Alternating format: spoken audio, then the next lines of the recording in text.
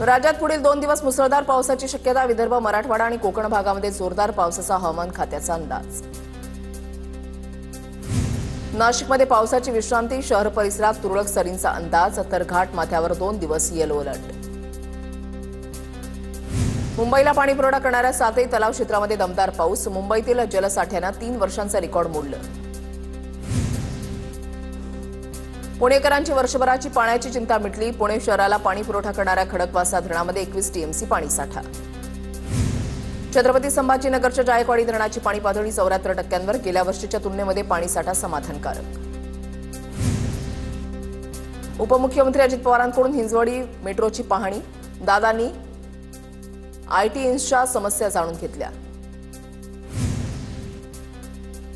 मध्य रेल्वे आणि हार्बर मार्गावर आज मेगा ब्लॉक. विद्याविहार ते ठाणे स्थानकादरम्यान सकाळी 8 ते दुपारी 1:30 वाजेपर्यंत, तर कुर्ला वाशी स्थानकादरम्यान सकाळी 11 ते दुपारी 4 पर्यंत ब्लॉक घेतला जाणार.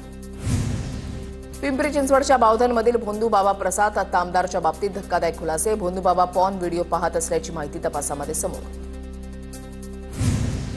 पुण्यामध्ये विनातिकीट प्रवास करणाऱ्या 2587 जणांवर कारवाई. पीएमपीकडून फुकट्या प्रवाशांच्या विरोधात जोरदार मोहीम सुरू.